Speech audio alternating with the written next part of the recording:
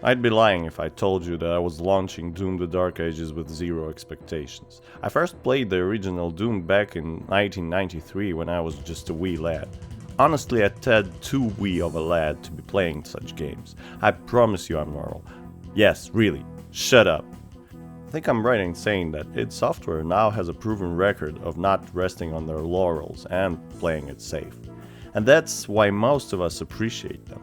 We're ready to be surprised by new tech, new mechanics, and above all, to have fun.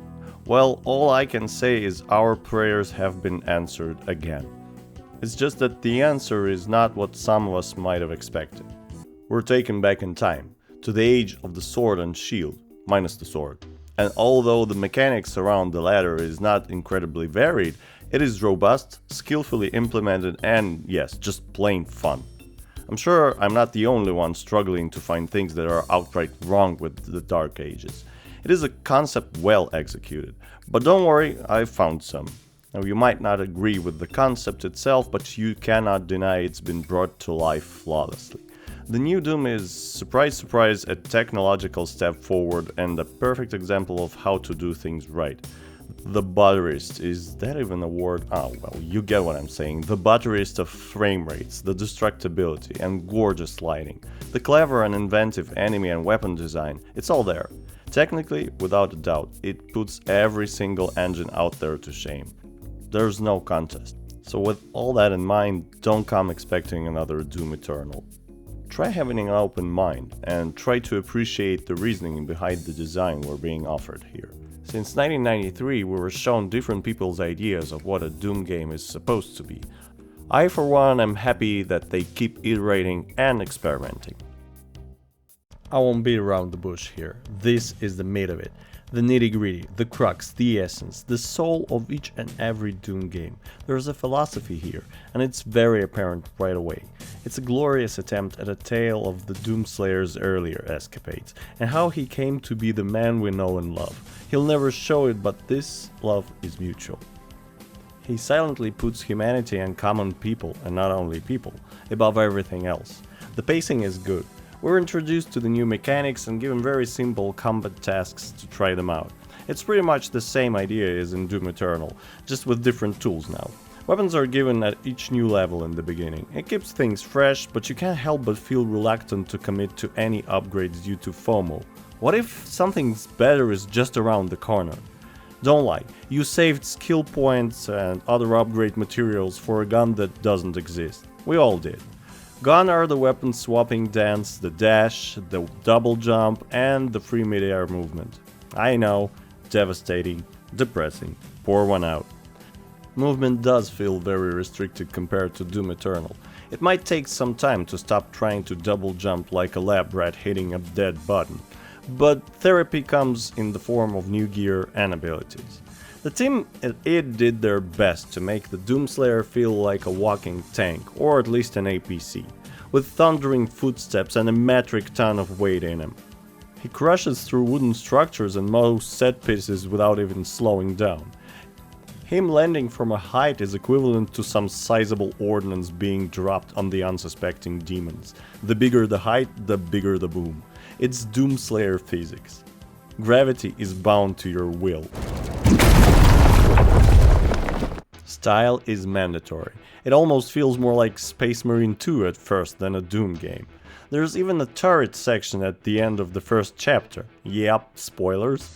Going against my gamer instinct, instead of overheating the barrels, sustained fire was actually charging your heavy artillery. That was my first death in the game. I know, I'm a dummy. We all have our moments. The shield is the piece de resistance here. It blocks all incoming damage as long as you hold the RMB at the right time. That won't last though. You can't just turtle behind it like you're trying to avoid taxes. It's got its own meter. Think stamina in Dark Souls. Run out and you're getting slapped back to the bonfire. Your other option is to parry, and you better get used to doing it. Some enemies are very parry focused. It almost feels like you wanna shake some sense into them. I just wanna shake some sense into you kids. Some say that the blocking, then attacking rhythm is repetitive, but Hopefully by now you've already noticed that it's not that simplistic, and the default speed and parry windows are carefully tweaked. It actually feels less repetitive than putting a reticle on an enemy and then clicking for hours. Eternal tried to freshen things up and mix up the formula. The Dark Ages aims to do the same thing, because quite a few of the enemies are best dealt with via the parry mechanic, and so many weapon and gear upgrades are built around parrying system that might sometimes feel like it's being jammed down your throat, but don't worry, feels great. As in other games by Lord Hugo, this one's combat takes some time to get used to. It's, however, dynamic, rhythmic, and definitely has a pace to it that's fun, flowing, and satisfying. I know, I said satisfying again, don't turn it into a drinking game. I deny all responsibility. What's great about the shield is that it's not just a defensive tool. It has its uses in offense and, funny enough, level traversal. Your shield takes on the role of the meat hook from Doom Eternal, letting you dash towards enemies, pulverizing the lesser ones and slamming into the bigger threats like a medieval battering ram. That's not all. You also use it as a Doomslayer-sized throwing star, and yes, it delivers exactly the results you'd expect from something with that much girth. Somewhere, Xena Warrior Princess just nodded in solemn approval. At times, it feels like it's stretching the whole first-person shooter genre paper thin. You might even mistake it for a first-person action game, but the shooter mechanics weren't forgotten. The rapid-fire guns that reward keeping your reticle glued to the target, the ones that have bullet drop and reward calculated headshots, the slow-firing railgun or Last Fossil-style charging hunk of metal that burrows tunnels in your enemies in the blink of an eye, they're all there. In all their glory. Overcompensating, testosterone-dripping glory. Similar to Doom Eternal, there are different ways to deal with each enemy type, but there's definitely one method that's more time and effort efficient than the others. Okay, maybe 2 or 3, but nothing stands in the way of our beloved double barrel. It may be my favorite depiction of them all so far, although I do miss the mid-hook. What I found myself not missing was the pace-breaking glory kills. They're still here, but they're so rare now, they actually feel refreshing and kinda welcome. I've encountered maybe 4 or 5 through my entire playthrough. Like seeing a friend you haven't spoken to since high school and it turns out he isn't selling crypto. On the other hand, in Doom Eternal it was fun to experiment, approaching demons from different angles to see if there was a unique animation tucked away just for this specific angle. That got old eventually, sure, but still. Doom Eternal's pace was frantic and adrenaline-fueled. As per tradition, I played it on ultra-violence, and for the first time ever in a Doom game, it actually felt hard. I died a lot. That rarely happened to me in Doom games before, but I loved it. Stockholm Syndrome was real. Having played through old Soulsborne games, I came to appreciate difficulty in games, if done right. This one definitely did. And I'm telling you all this because Doom the Dark Ages keeps carrying that banner onward. Don't take this as elitism. I'm not Mayo. My skills can generously be called average, as you can tell by looking at my gameplay. But it never became frustrating to me or made me replay the same encounter like a dozen times. Difficulties like ultra-violence and above feel like this is the way Eternal and Dark Ages were meant to be played. If I was able to finish them, so can you. It feels good to be challenged. And when you finally get it right, so satisfying. Yep, I said it again. Fine, take your drink. The Atlant sections prove that Hugo hasn't forgotten his Pacific Rim days and lets you scratch your power fantasy itch. You might say they're repetitive, and you'd be right. But if you're a fan of meaty action, it's almost like in Space Marine 2, only there's kinda less variety. At least it takes some time to get old. This is Sparta! However, I must add that similar to Glory Kills, both the Atlant sections as well as the longer dragon bits have the potential to become a chore, especially on subsequent playthroughs. The good news is that they're really short and very far between. The approach of covering familiar enemies in a suit of armor to put a slight spin on combat is further expanded upon here. It's not a big deal or anything major, but it helps keeping things fresh. It's also fun. Yeah, there's no denying that level design is a huge part of the Doom gameplay loop. The open-worldish sections of the Dark Ages were mostly met with skepticism. I may be in the minority here, but I thought they worked. They weren't too vast, they rewarded exploration, and the almost every secret is visible on the map mechanic is alright by me. In a sense, it values your time, and getting to those secrets you see on the map is not always as easy as just walking there. That's still fun. Although, if you were the type who enjoyed slapping the spacebar like it owes you money, while sliding your face along every wall, you might be disappointed. Proving my prior point of respecting your time, the Eternal's questionable platforming is almost entirely gone. I say almost because there's no punishment now for falling down the ever-present chasms, and I hope it stays that way. There are also a few traversal puzzles still present, but now that the frustration is gone, they're fun on almost guacamole level. Don't get me wrong, looking for secrets is still fun, but it doesn't always gel with the game's pace. In my opinion, it was the right choice on its part.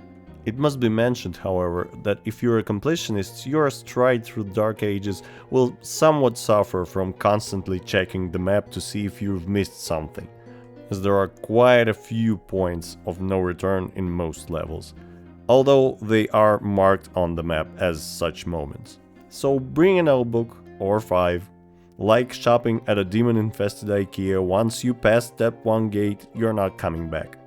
This is another thing I would categorize as an inseparable part of the glorious Doom gameplay loop. The sound and music.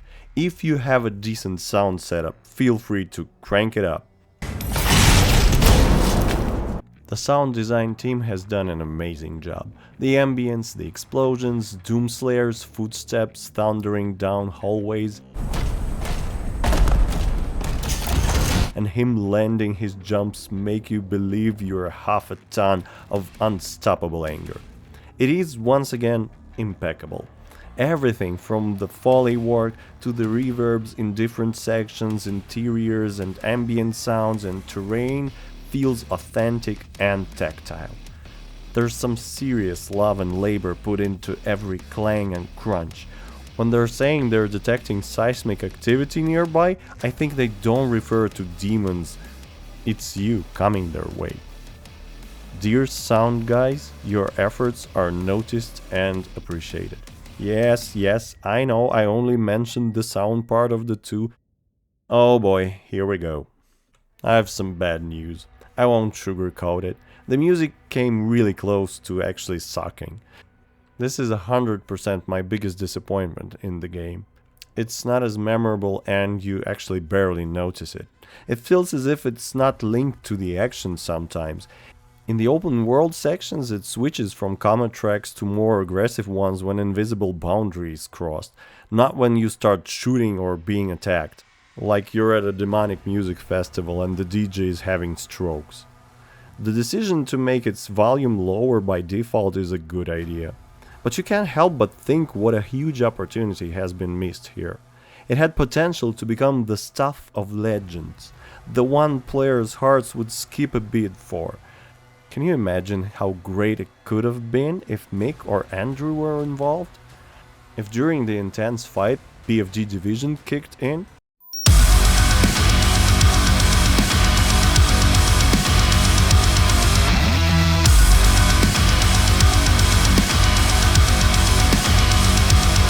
The easiest thing to do would have been just to add some covers and remixes of at least some of the OG tracks, like Andrew Halshaw did with IDKFA.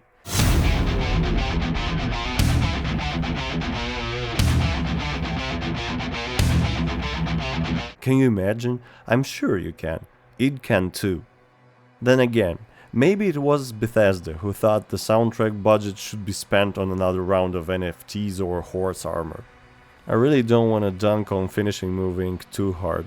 They've done a decent job, but just like with Dark Souls 2, being really good doesn't really cut it. The bar has been set, and I'm sorry but you came a little too short for this ride. The tracks sound appropriate, they fit in. There's actually a couple of pretty good ones, but that's about as much praise as I can give. I doubt that as many people will listen to the soundtrack from this one as they did with the ones from previous two. I hope id will learn from this and convince their greedy overlords at Bethesda not to skimp on the music next time. They can cancel Starfield 2 and 3 for all I care, just don't chip out on Doom's soundtrack again. To sum it up, I'm not turning into a nostalgia critic here. I'm not saying the music's bad or someone dropped the ball, it's just an opportunity was missed here. The overall production level is just top tier. Each developer interview shows how each of them appreciates each other's work, loves what they do and are rightfully proud of what they've accomplished here. Its art department knocked it out of the park once again. Some environments don't look medieval or Dark Age at all. It's sort of a weird fusion of medievalish elements with the already typical to the franchise's style introduced in 2016 Doom. It's all very pretty to look at, but I can't help but feel that there's a clash.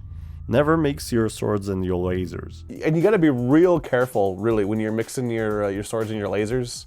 It's true. And that's something That's you what my mom generally- told me when I was a kid. But somehow it all works in its own weird way.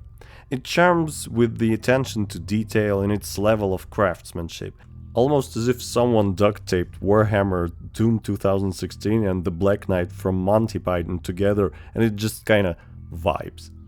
The attention to detail is there. Even the tiny demons that are there just as set pieces in the dragon sections, they all can be killed. Although some NPC to NPC interactions are not meant to be studied for too long.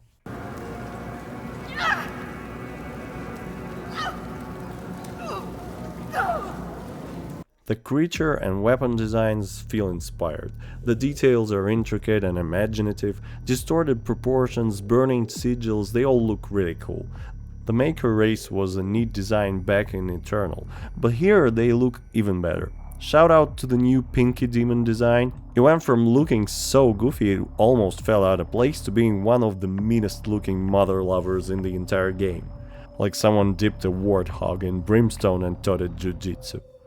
The weapon skins you unlock along the way actually have a purpose now.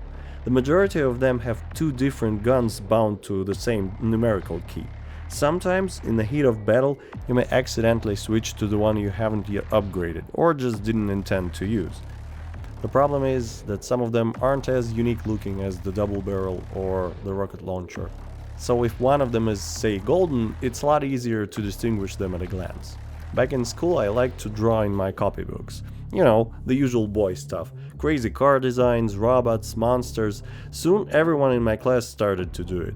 But one classmate was just on another level. His taste for complicated but not ridiculously so, the coolest proportions, the wildest ideas that immediately impress. His designs would fit right in. Some of the designs in the game actually reminded me of him. If by some miracle you're watching this right now, all the best to you, and I hope you've put your fantastic talent to some good use. And if not, I hope you're at least happy and still drawing monsters on something, preferably not text forms. The destructible environments are technically impressive. This is probably one of, if not the best looking destructibility, although on a much smaller scale than, say, in Battlefield 4. It's so well made it kinda makes you wish it was used more for gameplay bits, other than obscuring some pickups from view. There's something funny about tearing apart half a medieval fair just to find a currency pickup. Like being rewarded with a cough drop after demolishing a hospital. The story of Doom 2016 is actually really underrated. Doomslayer's personality is strong without saying a single word. The only no he ever uttered in the Ancient Gods was earned. I'd wager that 2016 Doom set the bar really high. Told a story of characters overflowing with hubris and self-confidence to a fault. They treated people and sentient AI as disposable assets and actually saw nothing wrong with that. They're extremely reminiscent of a number of very prominent people in today's society, and I'm absolutely sure that that was the writer's intention. Probably someone who's worked in tech. I applaud the 2016 story, and lucky enough I've stumbled upon a channel that did it justice. If you're interested in how good it actually was, give it a watch, you won't regret it. It's one of those things you appreciate more when you're older, like retirement plans. Now, Eternal's story really pushed it into the corny territory. The Daisy reference was kinda clumsy, although amusing in retrospect. The classic game's references were all over the place in later Doom games. They're so inconsistent, you struggle to see why would they even bother. Some small touches are really cool, like the option to place the weapon mid-screen and the design of the plasma rifle in Eternal or the Doom guy's face in the Dark Ages, but the comic reference was so cringe-worthy and almost made me stop caring about the story at all. It took me a while to recover from that bit. Hey, at least it's better than the adaptation decisions in Uwe Boll movies. Obviously, don't come expecting anything at the level of Baldur's Gate or Fallout or say Black Myth Wukong. The latter is actually a prime example of a great story for an action game, but at least 2016 Doom shed the infamous karmic principle of the story in a video game being as complicated as in a prawn film, which to be fair has more character consistency than Eternal sometimes. Reading the codex entries is fun. You get to see the weirdest explanations for weapons and elaborations on the demons and places from the game. I couldn't help but feel the Wikipedia vibe. Unfortunately, it's hard to take any of this even remotely seriously. 2016's legacy was tarnished quite a bit by the story and tone of Eternal, at least for me. The Dark Ages wasn't able to pick up the pieces. It has no allegory, no message, it feels at best like a Marvel movie. There are characters that you won't care about and a villain whose motivation was as bare as they come. Somewhere between I want power and I want freedom. Real Palm Door stuff. On the plus side, the writing team was able to make the Slayer feel like a super weapon that's sentient and has a mind and will of its own. His motivations are more obvious than they were in 2016, that were more relatable. It's like John Wick if he was allergic to dialogue and wore power armor. In Dark Ages, it throws at you names of characters and places, committing the cardinal sin of telling and not showing. For example, the Doomslayer has saved his dragon at some point, we only read about it. It could have been a cool cutscene that would help us care about their relationship, I'm just saying. There's sort of a leash holding the Doomslayer back. And this plot device is used somewhat properly and creates a semblance of suspense and anticipation. But it's still nothing special. It's all about the Argent energy again. If you remember what that is, you might want to look into it further. Just don't come expecting much. It's the Kingdom Hearts approach, throw enough lore at the wall and pray nobody asks questions. However, it's not all doom and gloom, yeah, pun intended. There's a pretty neat twist coming about the midway point of the game. It's something new to the series, and it's a fun addition to the game's lore, and it has potential to serve as the source for the new ideas for enemies and levels in the future. It's explored quite well in Dark Ages. Already it gives me hope that it'll be expanded upon in the future. That's assuming the devs don't get reassigned to make another final version of Skyrim. It's almost like the Doomslayer is Sun Wukong, who challenges and battles gods and gains more power and titles in a process. I say almost because it's where the similarities end. If you look closely at the story, you might feel a headache akin to the one David Lynch had after lunch he had with George Lucas. If you enjoyed this game's story, I'm sincerely happy for you. Don't let anyone deter you from enjoying what you like. But if you're like me, just look at the cool designs and pretend like it's all a mystery that's unexplained, and it's cool for that very reason. In the immortal words of Basil Exposition, I suggest you don't worry about those things and just enjoy yourself. Wise man. This game is really well made, no one will argue with that. It is made by a team of passionate and incredibly talented people, and it shows at every corner. I believe they want to keep innovating and experimenting, and for that ambition alone, I'm willing to support them for as long as it takes. I don't want to become a crusty old man who doesn't like things that are different.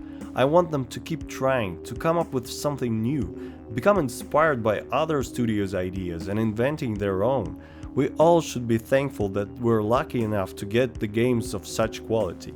even if they occasionally feel like a fever dream coated and muddled by caffeine and childhood trauma. It looks great, runs smoothly, the load times are ridiculously short. From a text perspective, this is the gold standard. What's also great is that Bethesda's influence is minimal here. Sure, there are some annoying attempts to sell you stupid things you don't need right in the main menu, but give them a break, people, they're running a business here. Just ignore it and focus on the good stuff. I promise you it's there. After all, it's fun to play around and learn new techniques. I'm sure it won't take long before the god tier players who speedrun and stomp through the prior games, leaving us mortals in awe, figure out new ways to exploit the potential of certain abilities, weapons and/or glitches. Like always, some guy named XX board goat XX will beat the entire game using only fists and a DDR dance pad. I look forward to seeing it all very soon.